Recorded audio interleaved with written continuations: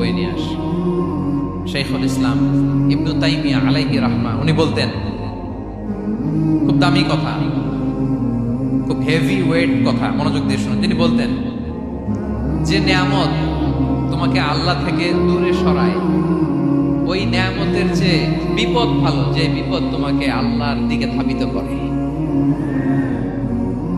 I repeat, আমি আবারও বলি, যে নাজ নিয়ামত তোমাকে আল্লাহ থেকে দূরে সরিয়ে দেয়, সে নাজ নিয়ামতের চেয়ে ওই বিপদ আপদ ভালো, যে বিপদ আপদ তোমাকে আল্লাহর কাছে টেনে নেয়।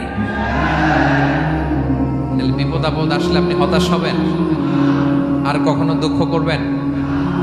মুয়ারের ভাইয়েরা, আর মন খারাপ করবেন?